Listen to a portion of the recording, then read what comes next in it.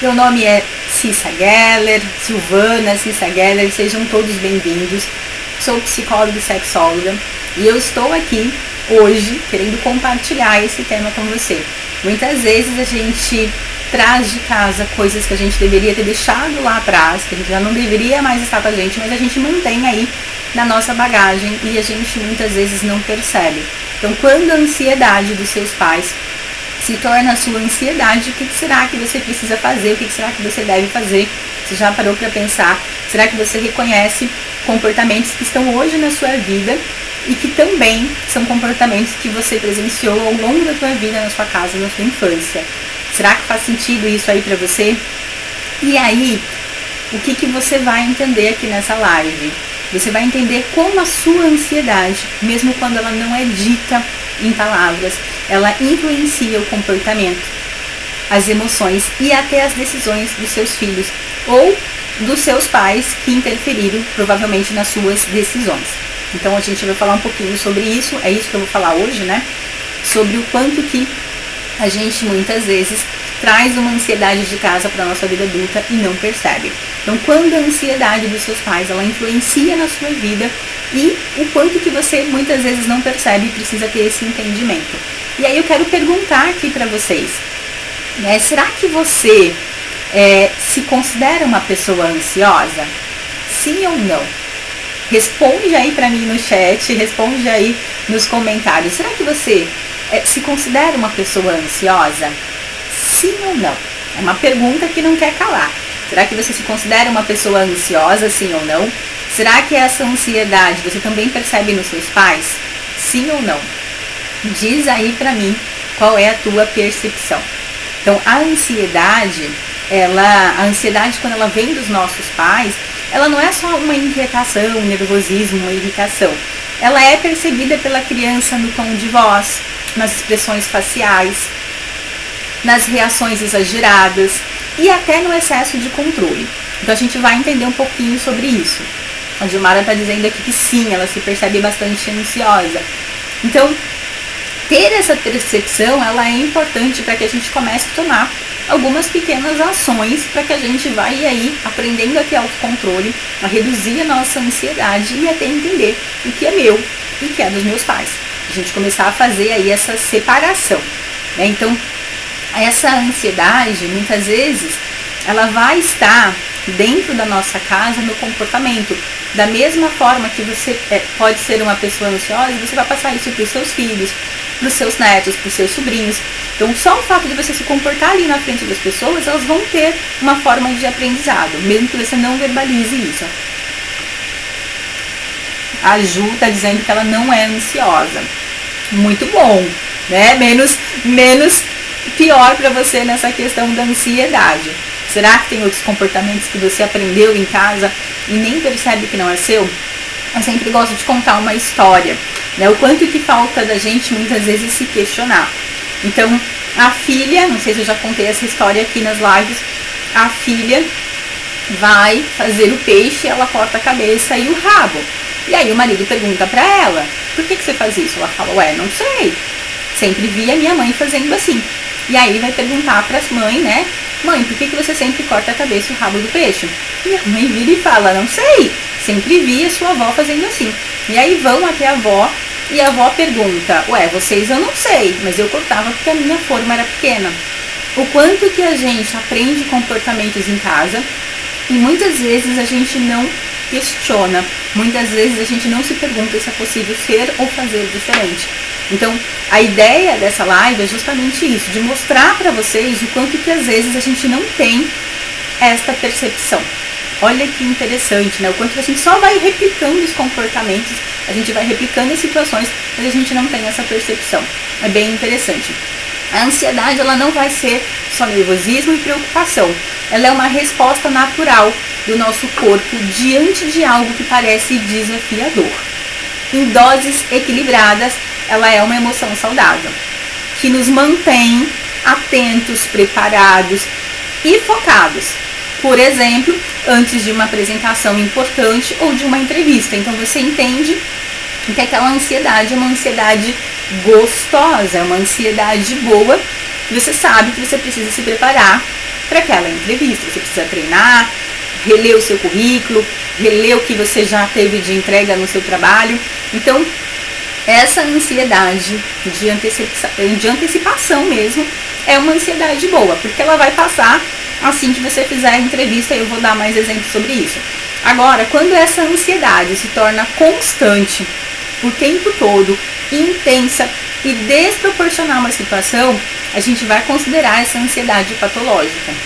Neste ponto, o seu corpo vai viver o tempo todo em alerta, a sua mente vai estar sempre acelerada, muitas vezes acelerada. Você pode ter sintomas como coração acelerado, dificuldade de dormir, irritabilidade, preocupação excessiva e sensação de que algo ruim vai acontecer o tempo todo, a todo momento, a cada tempo. Então, quando a gente tem uma ansiedade patológica, a gente fica em alerta o tempo todo, sempre esperando uma tragédia, uma catástrofe, uma coisa ruim acontecer, mesmo que tudo esteja bem, né? Pé no chão, está tudo bem, mas a gente está ali sempre em alerta, achando que algo ruim vai acontecer. Nos nossos pais, né, essa ansiedade ela não fica escondida, ela aparece no tom de voz, nas expressões faciais, nas reações exageradas e até no excesso de controle. Então, muitas vezes, seu pai ou sua mãe pode te dizer que não é ansioso, mas você vai perceber nesses comportamentos, no tom de voz, na expressão facial, nas reações exageradas, no excesso de controle, às vezes no pensamento acelerado, que a pessoa não consegue falar, ela se atrapalha, né? Fala uma coisa, pensa outra, fala agitada, aquela pessoa que fala sem parar, que você fica assim, nossa, eu tô cansado de ouvir a pessoa falando. Então, as crianças elas vão perceber esses comportamentos, tá? Nos pais, nós provavelmente percebia esse comportamento, mas a gente não conseguia dar esse nome de que era aquilo como uma ansiedade, que aquilo era ansiedade. Então, mesmo sem entender, elas vão sentir esse clima mais tenso, mais pesado, né, mais agitado, e ela vai muitas vezes absorver o ritmo e muitas vezes vai reproduzir o mesmo comportamento. Então, provavelmente, uma criança que vive num lar ansioso, ela vai ter ansiedade, mesmo sem entender o que está acontecendo. Ela vai ter medos, ela vai ter preocupações, ela vai ter excessos aí, porque ela está naquele ambiente que as pessoas são muito ansiosas. Ou, se você é muito ansioso, provavelmente você também vai passar isso para o teu filho, ou para tua filha, ou se tem um sobrinho que convive com você. Então, a ansiedade, ela vai ser sentida, mesmo que a gente não verbalize que isso que eu estou sentindo, isso que eu estou pensando, isso que eu estou vivendo é ansiedade. E por isso é importante que a gente consiga distinguir o que é uma ansiedade boa e o que é uma ansiedade ruim, a patológica. Então, a ansiedade boa é aquela ansiedade que protege. Eu sempre falo aqui, quando a gente vai atravessar a rua, a gente olha para o lado porque a gente não quer ser atropelado. Eu estou, de uma certa forma, atento para que não aconteça nenhum acidente. Isso é uma ansiedade boa. Agora, quando é uma ansiedade que me domina, que o tempo todo eu fico preocupado, que eu deixo de fazer coisas, né, que eu deixo de viver, a gente sempre fala em prejuízo. O que é prejuízo? Quando eu deixo de fazer as coisas que antes eu conseguia fazer. Quando eu passo muitas vezes a ficar em casa por medo de que algo ruim aconteça. Então essa ansiedade ela não é boa. É uma ansiedade que vai me dominar. Uma ansiedade que vai ensinar cuidado é uma ansiedade boa. Uma ansiedade que vai te levar a sentir o tempo todo medo é uma ansiedade ruim. E quando a ansiedade dos nossos pais não era cuidada, não foi cuidada, ela vai ficar o quê? Infiltrada na nossa relação. Ela vai moldar o modo como a gente aprende aí a lidar com o mundo.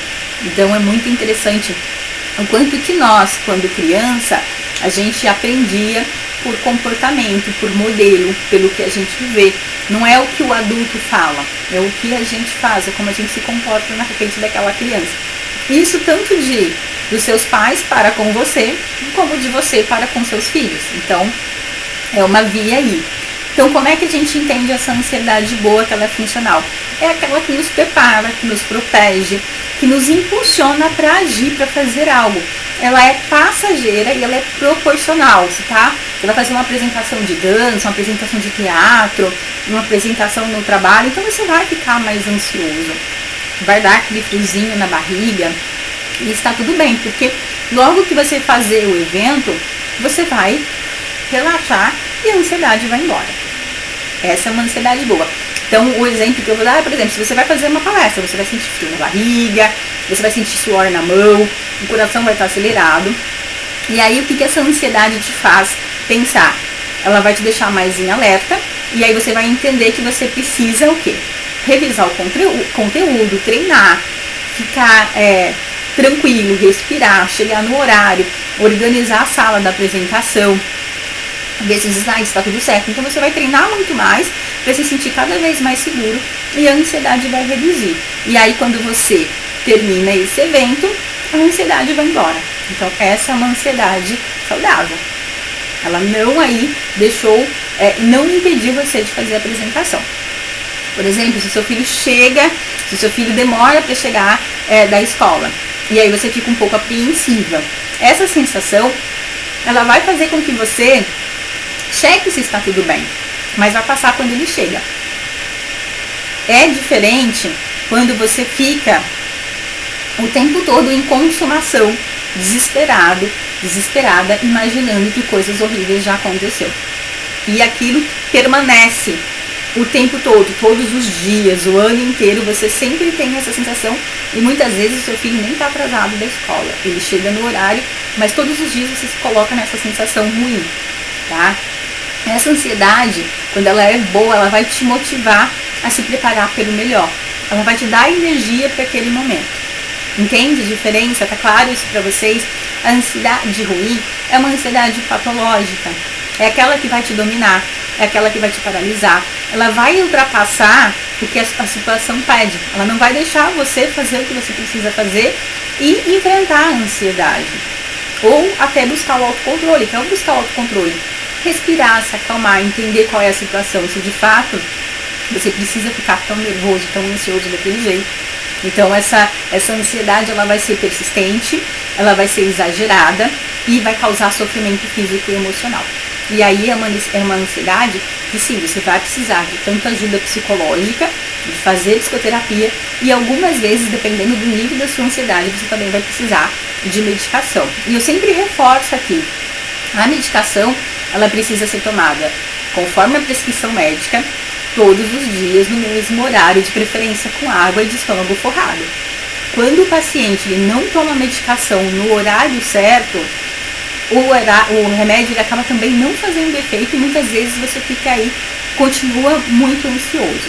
Então é muito importante entender que quando você tem uma ansiedade excessiva, que ela tá nesse limiar aí de patológico, você precisa de ajuda profissional, porque sozinho você não vai conseguir. Sozinho você não vai conseguir, não é porque você não é capaz, porque de fato você precisa de pessoas experientes, profissionais experientes para te ajudar até entender o que está te causando tanta ansiedade.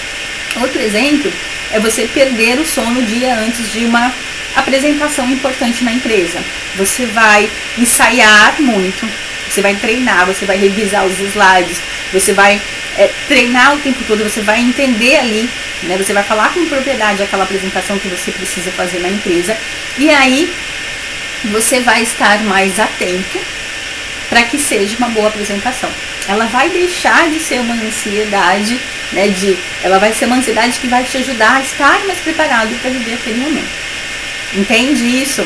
Ou quando o seu filho demora 10 minutos e você imagina o pior, você já pensa em acidentes, não consegue se acalmar, o medo foge da realidade e te coloca em um estado de constante alerta, de apreensão.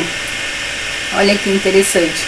Então, quando a gente tem uma ansiedade, que você fica o tempo todo em alerta, em apreensão, você deixa de fazer as coisas que você normalmente consegue fazer, é uma ansiedade que está indo mais para o patológico. Você evita entrevistas de emprego, você evita de sair de casa, você tem medo de passar mal na rua, do que os outros vão pensar, você tem medo de ser julgado o tempo todo. Então, quando você Evita situações que antes você já passou por elas, mas agora você está com tanta ansiedade que você não consegue fazer, é uma ansiedade mais patológica. E aí a gente precisa entender que se você, como pai, ou se você teve pai e mãe que sempre reagiu com medo em quase tudo na sua vivência, na sua experiência, na sua infância, desde deixar o filho às vezes subir no brinquedo, até falar com um estranho na escola, a criança ela vai internalizar essa mensagem. Qual que é a mensagem? O mundo é perigoso. E isso pode criar um adulto inseguro, que vai evitar desafios, vai evitar sofrer situações. Então, quando você teve uma educação em que nada podia ser feito, então não vou poder brincar na rua porque pode ser perigoso, não vou poder conversar com estranhos na escola, não vou poder às vezes voltar da escola sozinho. Quando os seus pais colocam muito medo, eles estão indiretamente dizendo que o mundo é muito perigoso. O que você vai fazer? Você vai aprender a evitar viver situações que justamente vão te fortalecer para lidar melhor com esse mundo. Faz sentido isso, gente? É muito interessante, né? Que às vezes os nossos pais fizeram comportamentos com a gente que a gente nem imaginava que aquilo gerou medo e insegurança em nós. O que vai gerar segurança é quanto mais você faz algo. Então, se você nunca pegou um transporte público, quando você pega, você vai se sentir mais ansioso. Mas aí na segunda vez vai ser um pouco menos. Na terceira vez, um pouco menos. E quanto mais você está lidando ali com aquela situação, enfrentando, mais fortalecido você fica. Agora, quando nossos pais nos super protegem, eles estão dizendo pra gente que o mundo é perigoso e que é melhor fugir, é melhor evitar. Por isso que muitas vezes a gente está o tempo todo em fuga. A gente deixa de fazer aquilo que é importante. Acho que é Juliana, né? A Ju tá me dizendo aqui que por isso temos uma geração medrosa, superproteção não é bom para nenhum indivíduo. Não é. Essa geração que está aí, né? É uma geração muito superprotegida. É uma geração que os pais fazem tudo por eles. E eu sempre falo isso, não faça pelo outro o que ele precisa fazer. Porque se ele não fizer, ele não vai se desenvolver. E quando ele tiver que fazer, ele não vai saber. E isso vai gerar para ele muita ansiedade, muita dificuldade. Muitas vezes ele vai evitar. É Juliana. Obrigada, Ju. Então é isso, né? O quanto que a superproteção, talvez, dos nossos pais, nos colocaram muitos medos. Ou o quanto que a nossa superproteção como pais coloca muito medo. E eu sempre falo isso, né? A gente precisa ralar o joelho, a gente precisa viver as experiências, aprender por nós mesmos, porque senão a gente não se desenvolve como pessoa, como ser humano. Então, outra coisa que atrapalha muito, né? A gente já está falando disso, mas eu vou dar aqui um exemplo, é o controle excessivo. A ansiedade, muitas vezes, ela se disfarça de cuidado. Pais ansiosos que querem saber cada passo do filho, revisar cada tarefa, decidir cada roupa, ele está impedindo o filho, né, essa criança, de se desenvolver autonomia e confiança para tomar a decisão sozinha. Se os seus pais sempre tomou a decisão por você, você quando precisa tomar a decisão, você vai perguntar para o outro. Você nunca vai fazer por você o que você quer. É uma coisa que eu trabalho muito no consultório, essa questão da insegurança, da pessoa nunca fazer algo que ela quer, porque ela sempre pergunta para os outros respondem outras coisas e ela sempre está fazendo coisas que ela não quer. Quanto mais o outro responde para ela, mais ela está reforçando a insegurança. Olha que interessante o quanto que às vezes a gente não percebe isso. E eu sempre falo aqui, né? Eu vou falar aqui não, mas no consultório, sempre que alguém vier te pedir a sua opinião, você devolva para ela a pergunta, mas o que você quer? Você quer ir para a Austrália? Você quer casar? Você quer comprar um apartamento? Você quer comprar um carro? Mas o que você quer? O que você acha que eu devo fazer? Eu não sei, porque eu não sei o que é melhor para você. Mas e você? O que você de fato quer? Você quer fazer um intercâmbio? Quer comprar um carro? Quer comprar um apartamento? Quer viver viajando? O que você quer? E aí eu começo a instigar essa pessoa a realmente descobrir o que ela quer. A partir deste momento, ela vai começar a entender o que de fato é importante e ela vai tomar melhores decisões. Então, todas as vezes que você decide pelo outro, toda vez que você super protege o outro, que você impede que ele viva as próprias experiências, que ele rala o joelho, que ele aprenda com os erros, o que acontece? Você está potencializando a insegurança no outro. Pensa sobre isso, né? O quanto que... Eu sempre conto uma história que eu inventei quando a gente quer ajudar o outro. Se a pessoa se meteu num problema, vamos imaginar, ela gastou mais do que ela ganha. Se ela se meteu nesse problema, esse problema é dela, ela vai ter que saber lidar com esse problema. Mesmo que ela não saiba, ela vai ter que se reinventar. Toda vez que você resolve o problema do outro, você não está ajudando. É como se você estivesse dando peixe, você não está ensinando ele a pescar. Toda vez que você faz pelo outro, você está impedindo que ele se desenvolva. Que é a minha filosofia do xixi. Quando o outro tem um problema, é como se a bexiga dele estivesse cheia. Você não pode ir ao banheiro fazer xixi pelo outro. Você pode mostrar, dizer, olha, ali é o banheiro. Mas você não pode fazer xixi pelo outro. Então, todas as vezes que você quer super proteger, controlar e fazer as coisas pelo outro, o que acontece? Primeiro que a gente não consegue fazer pelo outro, e segundo que você está impedindo o outro de crescer e se desenvolver. Os problemas, eles estão aí no mundo para que a gente resolva, para que a gente aprenda com eles. E quando vier um problema igual, maior ou difícil, a gente vai ter ferramentas para lidar com o problema. Então pensa sobre isso. O quanto que o fazer pelo outro não é ajuda, você está aleijando o outro. E quando ele precisar fazer aquela situação, ele vai ficar muito perdido e muito ansioso. Outra situação é o quanto que a impaciência dos nossos pais mostravam pra gente que aquele era teoricamente um ritmo bom. Não é. Então quando o adulto ele está ansioso, ele quer tudo rápido. Comer rápido, responder rápido, arrumar rápido. Ele tem uma pressa já, né? O ansioso, ele é aquela pessoa ligada no 220, ele não para. O ansioso é aquela pessoa ligada no 220. Então quando você conviveu com o pai e com a mãe, que o tempo todo, às vezes come em pé, né? Vou falar, comia correndo, você toma banho rápido, que não sei o quê. Então quando os pais, eles tinham uma postura com comportamentos mais ansiosos, o que acontece? Você vai se sentir o tempo todo atrasado. Você vai se sentir constantemente incapaz. Sim ou não? Isso vai gerar também ansiedade em você. Porque dentro da tua casa você viveu situações em que o tempo todo estava todo mundo correndo. Provavelmente você traz isso para sua vida. Às vezes você nem está atrasado, você está naquela correria. E você também, se você tiver um filho, uma filha, você também, provavelmente, com esse ritmo que você trouxe da tua casa, você está levando isso para os teus filhos. Sim ou não? Faz sentido?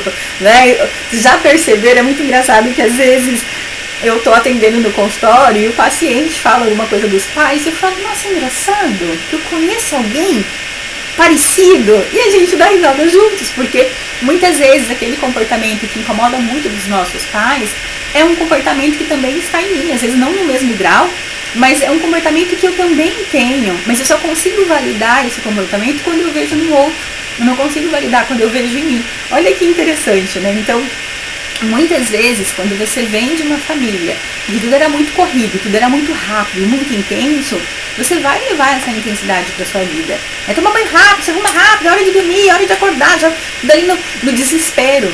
Você vai aprender a ter esse ritmo, você vai achar que esse ritmo é normal, mas não é.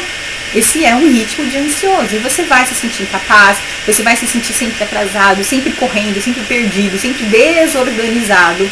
Sim ou não? Faz sentido isso para vocês? É bem interessante, né? Quando a gente começa a olhar para os nossos pais, a gente começa a se entender um pouco melhor, a gente consegue ter mais percepção de quem somos. E muitas vezes também quando você tinha pais com ansiedade acumulada, pais que sempre se irritava por coisas pequenas com você ou com os outros, pais que muitas vezes não tolerava pequenos erros, que muitas vezes, às vezes um copo derramado, um dever esquecido, eles ensinavam que errar era perigoso. E isso acabava bloqueando a tua espontaneidade, o teu jeito de ser, o teu jeito de agir. Então quando a gente tinha, ou a gente já teve pais que não tolerava erro, olha que interessante, pais que muitas vezes se irritavam com pequenas coisas, às vezes, sabe, com um amassadinho da roupa, às vezes com uma letra mais corrida no caderno. Então quando tinha muita cobrança nesse sentido, e isso gerava às vezes muita irritação, às vezes a gente fica pisando em ovos, que é para não ter uma briga, uma discussão, uma fala mais alta. Então isso vai levar pra gente que eu não posso ser espontâneo, que eu não posso errar. E de uma certa forma, com medo de errar, o que a gente faz? A gente não faz. Não é isso que acontece? Por que a gente foge? Por que a gente deixa de viver, de fazer as coisas muitas vezes? Porque eu tenho um medo gigante de errar. Então eu prefiro não fazer. E eu vou dizer aqui pra vocês que é preferível errar, porque a gente vai aprender. A gente precisa viver as experiências. Eu só vou saber se um relacionamento é saudável, amoroso, olha que interessante, depois que eu tive alguns relacionamentos e eu percebi as características que eram boas e ruins. E aí eu preciso também ter relacionamento com pessoas diversificadas, porque se eu sempre namorar com pessoas tóxicas, eu vou achar que aquilo é normal de relacionamento. Trabalho é a mesma coisa. Se eu sempre tive chefes agressivos, chefes irritadiços, eu vou achar que todos os chefes são assim. Então eu preciso ter outras experiências para que eu possa ter percepção e para que eu possa fazer comparação. Entendem isso? Então isso é muito importante. Outra questão que nos vai trazer muita ansiedade de casa é quando falta a presença real. Então você, se o seu pai ou sua mãe sempre esteve ali, né, fisicamente presente, né, mas o tempo todo estava com uma mente ansiosa, o tempo todo estava pensando no trabalho, o tempo todo estava pensando em conta financeiro, o tempo todo estava pensando no futuro e não conseguia interagir de uma forma mais presente, que é tempo de qualidade, a gente vai sentir essa ausência emocional e a gente vai levar isso para a nossa vida. A gente pode interpretar isso como desinteresse, vai enfraquecer o nosso vínculo. Eu sempre falo, eu tive um trabalho muito legal. Eu vou falar com crianças que eu vou falar comportamentos agressivos na escola. E a gente começou a trabalhar muito com os pais. A cada dia, um pai brincava com aquela criança de 10 a 15 minutos. Um dia eles escolhiam a brincadeira, outro dia a criança escolhia. Ao longo de 2, 3 meses, essas crianças começaram a reduzir a irritação. Essas crianças começaram a reduzir as brigas, as discussões na escola. Tudo que elas queriam era presença. Às vezes eu falo, muitas vezes com pais, que às vezes essas crianças têm um monte de profissional. Às vezes não é que elas não precisam, mas se tiver mais presença dos pais, eu imagino que vai diminuir a presença do profissional. Então muitas vezes o que nós precisávamos dos nossos pais era presença. Era afeto, era carinho, era atenção, olho no olho, estar ali junto. E a gente não teve. E será que você, sendo pai ou mãe hoje, será que você consegue fazer isso? Ser presente? Estar presente de fato, sem estar pensando no futuro, na morte da bezerra, sem estar pensando em outras coisas? Será? O quanto que o estar presente faz a diferença? O quanto que estar ali? Outra coisa que eu reparo, eu fico muito brava, eu nunca fiz isso, nunca cheguei junto. Mas toda vez que eu vou num restaurante e eu vejo o casal, cada um no seu celular, eu fico muito chateada. Gente, cadê a comunicação desse casal? Cadê a conversa? Eles saem de casa e ficam ali, ó, cada um no seu celular. Eu fico muito brava quando eu vejo isso. Dá vontade de ir lá e dar uma chacoalhada neles e falar: gente, conversem, falem de vocês, falem como foi seus dias, falem coisas que vocês gostam, que vocês não gostam, que tá bom, que não tá, o que a gente pode melhorar nesse relacionamento, conversem. Então, o quanto que a presença, ela é importante, né? O quanto que a presença vai gerar vínculo. Será que seus pais geraram vínculo com você, afeto, carinho, atenção? Será que você, como pai, mãe, será que você consegue gerar isso no teu filho? Né? O quanto que é importante essa questão. E, muitas vezes, quando os nossos pais, eles reforçavam padrões ansiosos. O que seriam esses padrões ansiosos? Se a criança vê o pai ou a mãe sempre preocupado, sempre pensando no que pode dar errado, sempre reclamando, criticando, ela vai aprender o quê? Ela vai aprender que isso é normal. E é assim que a ansiedade pode passar de geração em geração, sem ter que ninguém perceba. Você não vai perceber, né? O quanto que a ansiedade, ela vai estar ali, ó, né? Amarrada na gente, a gente não percebe. O que eu gosto de falar da ansiedade? A ansiedade, ela é uma emoção, como alegria, como tristeza, como raiva, nervoso. Ela é uma emoção. E a gente, não existe a opção de não ter ansiedade, porque ela é uma emoção que, inclusive, é uma emoção que nos dá um alerta, tem algo errado. Se tiver um leão na tua frente, você vai correr, vai lutar ou vai fugir, né? tem algo errado. Agora, quando não tem nenhum leão na tua frente, não tem nada de ruim acontecendo e você está extremamente ansioso, é algo para se pensar. Eu sempre preciso me questionar. O que está passando pela minha cabeça? O que eu estou sentindo? Estou com vontade de chorar, de correr, de fazer o quê? Então, sempre que eu me questiono, eu começo a ter mais autocontrole dessa ansiedade. E muitas vezes, bastou um único pensamento na sua cabeça, eu costumo brincar, a cachola, e esse pensamento foi suficiente para te deixar ansioso, ou para te deixar triste, chateado. Então, a ansiedade, ela não tem cura, porque ela é uma emoção que faz parte da nossa vida. Ela tem autocontrole. É isso que eu gosto de ensinar para os pacientes. Ter a consciência. O que está me preocupando é algo que depende de mim? Estou ansiosa porque eu preciso ir no banheiro. Depende de mim ir no banheiro? Eu preciso achar onde tem um banheiro. Depende. Então eu vou ao banheiro, vou resolver a questão do meu xixi e tá tudo certo. A ansiedade foi embora. Ok? Depende de mim, eu vou resolver. Então todas as vezes que você tem um problema que depende de você e você não resolve, é como se ficasse ali um alerta dizendo pra você: eu tô aqui, olha pra mim, resolva, resolva, resolva. E se você não resolve, isso vai potencializando a sua ansiedade. Esse é um ponto. Agora, se tem alguma situação que está te preocupando, te deixando ansioso ou ansiosa, olha que interessante. Por exemplo, um parente no hospital. Não depende de você. Se não depende de você, você vai ter que buscar técnicas para relaxar, desinternar. E eu sempre gosto de pedir para os pacientes para eles terem uma lista de coisas que eles gostam. O que vocês gostam de fazer? Uma caminhada, vou para academia, dança, vou escrever, vou pintar, vou desenhar, vou sair para conversar com alguém. Então, se você percebe que você está muito ansiosa, muito ansioso por algo que não depende de você, que você não tem como resolver, então eu preciso me acalmar. Porque se eu ficar potencializando essa ansiedade, eu vou ter uma crise. E aí, muitas vezes, eu vou precisar de hospital e de um calmante. E aí, como eu sempre costumo dizer, cavalar. Então, a ideia não é potencializar a ansiedade, não é jogar álcool na fogueira. A ideia é entender o que está me causando essa ansiedade. E muitas vezes esse entendimento vem sim na psicoterapia. Com a psicoterapia fica mais fácil. E os pacientes, ao longo do tempo, eles vão percebendo, entendendo, se questionando, e eles às vezes já chegam no consultório e a resposta pronta: olha, essa semana eu fiquei ansiosa por causa disso, disso, disso, e resolvi dessa forma. E é muito gostoso de ver isso, porque o paciente ele está tendo ali um aprendizado, ele está usando a ferramenta que a gente trabalhou ali no consultório, ele está começando a entender que ele não precisa ficar extremamente ansioso, que é algo que não depende dele e vai ter um desfecho, seja lá qual for. Então eu gosto muito desse olhar. É muito gostoso. E muitas vezes a gente vai trabalhar com uma palavra dura. Qual que é a palavra dura? A aceitação. Eu preciso entender que tem coisas que não dependem de mim e eu vou ter que aceitar isso. Não é engolir goela abaixo, mas eu preciso entender que nós temos limitações. Se você é um médico, se você é uma médica, talvez o paciente vai morrer na tua mão, mesmo você tendo feito tudo o que você precisava.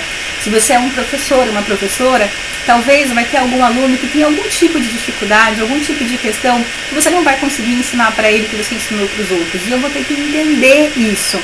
E mesmo que às vezes eu não tenha essa informação de que aquela pessoa tenha alguma dificuldade, alguma limitação, eu preciso aceitar que nem sempre as coisas vão sair como eu quero.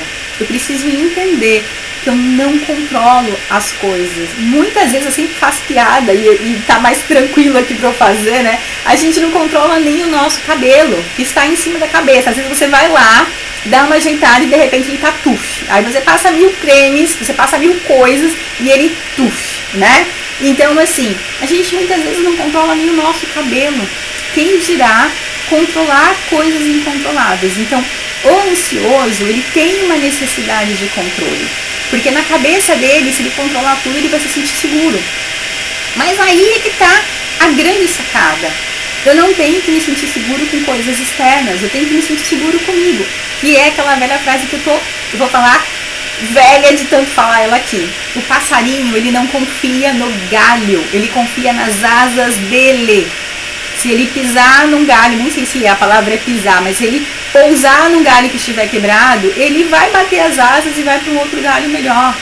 A confiança sempre tem que estar em você. É a mesma coisa profissional. A mesma coisa profissional. Você não tem que confiar no CLT, você não tem que confiar no trabalho público. Você tem que confiar no seu currículo, na sua entrega, se você é um excelente profissional, se você está sempre lendo, estudando, se você está sempre dando o seu melhor, se você chega no seu horário, se você entrega. Quando você é um bom funcionário, você pode sim ser demitido e você vai conseguir um outro trabalho. Com certeza você vai conseguir um outro trabalho. Então, a confiança sempre é em você. O ansioso, ele acha que ele tem que controlar tudo para ele se sentir ansioso. Não. Eu não tenho que controlar o incontrolável. Quando a gente entende isso e a gente usa essa palavra aceitação, eu entendo que tem coisas que não dependem de mim e eu vou ter que desencanar. Aí a minha ansiedade reduz. E quando eu entendo que tem coisas que dependem de mim, eu vou ter que enfrentar, porque muitas vezes a gente também está em fuga. E quando você não enfrenta os seus problemas, eles vão virar problemas maiores, eles não vão se resolver. É uma briga que eu sempre tenho no consultório, às vezes a gente dá risada, eu com alguns pacientes, de dizer, olha, vai cada vez piorar. É daí para pior, quanto mais você finge que você não tem um problema, quanto mais você não olha para ele, você não resolve esse problema, vai piorar. E é fato, gente, só funciona quando a gente entra em ação. As coisas começam a se desenrolar. Então, se você se vê em fuga, deixando de fazer o que você precisa fazer, bora pro enfrentamento. Eu gosto muito dessa palavra porque é o enfrentamento que vai te desenvolver, é o enfrentamento que vai te fortalecer. Enfrentar e entender o que está te causando ansiedade e buscar solução se tiver, e buscar aceitação se não tiver. É isso, gente. Eu quero dizer mais algumas coisinhas pra gente encerrar, antes de eu abrir para perguntas. Quando você gerencia a sua vida, quando você gerencia a sua ansiedade, você não só cuida de você, você vai ensinar o teu filho, na prática também, como é lidar com as emoções. Olha que interessante. Criar filhos emocionalmente saudáveis começam com pais emocionalmente conscientes.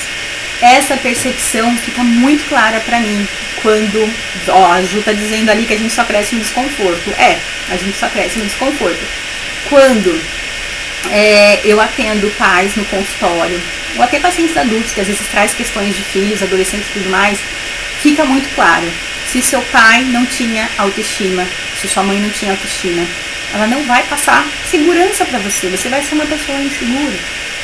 Se o seu pai era ansioso, se sua mãe era ansiosa, vão passar isso pra você. Isso é fato. Então, muitas vezes, eu falo lá no consultório, que quem está fazendo terapia tem chance de ser pai melhor, tem chance de ser mãe melhor e tem chance de ser avô e avó melhor. Porque quando essa pessoa está em tratamento, cuidando, entendendo as suas emoções, ela vai conseguir lidar com o outro de uma forma diferente. Então, provavelmente, nós temos aí, como que eu posso dizer, comportamentos aprendidos dos nossos pais. E se eles eram ansiosos, certamente a gente tem traços aí que a gente via em casa. É isso, gente. Perguntas, quem quer falar, quem quer fazer pergunta, tirar dúvida.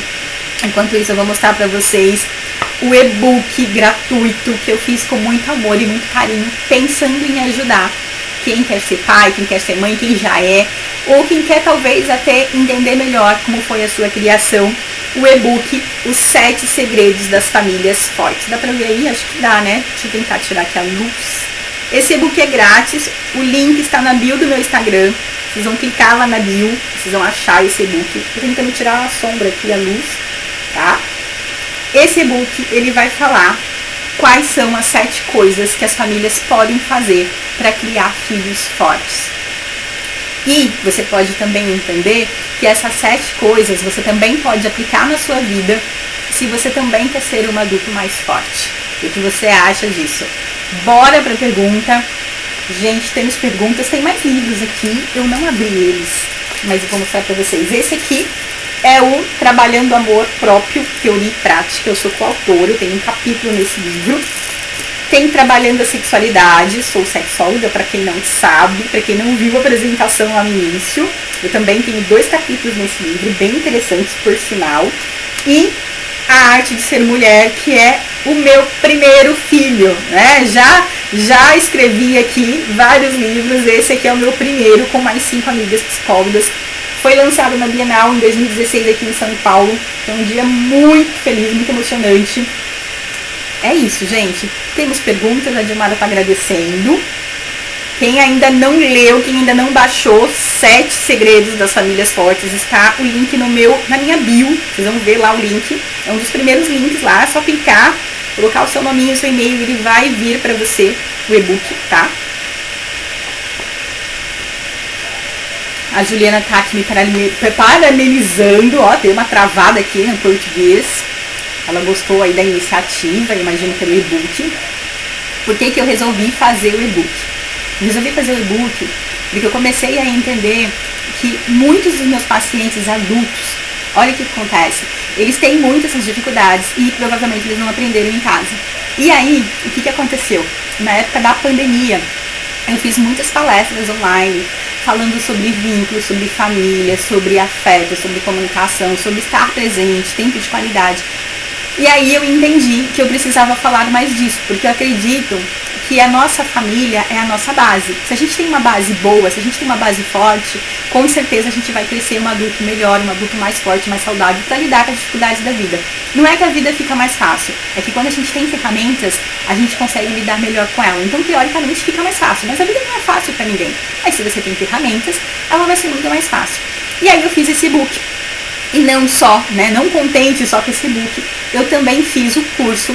É um curso que ele tem 2 horas de duração e é um curso que se chama Como Criar Filhos Adultos Responsáveis e Independentes. Então, por 2 horas você vai aprender como você pode melhorar a criação do seu filho. Mesmo que você não tenha filho, que você tenha sonhos aí de ser pai e mãe, vale a pena. O link também está na bio. É isso, gente. Eu quero muito poder ajudar as pessoas o que acontece? Quando a nossa base é boa, quando a base da gente é forte, a gente vai ser um adulto melhor, a gente vai lidar melhor com as dificuldades da vida. E a vida não é fácil para ninguém.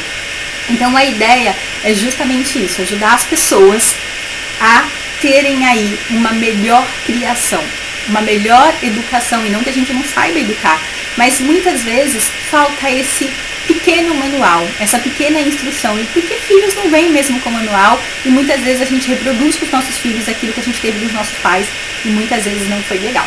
É isso. Perguntas, sim, não? Vamos lá. Só clicar lá no link da bio, tem o e-book gratuito, tem o link do curso, tudinho bonitinho lá pra vocês. Tudo feito com muito carinho, com muito amor, com muita vontade de querer que vocês possam se desenvolver e que vocês possam levar isso adiante. Muito obrigada, Karina. Eu vou encerrar aqui essa live, vou agradecer. Muito obrigada pela presença de vocês.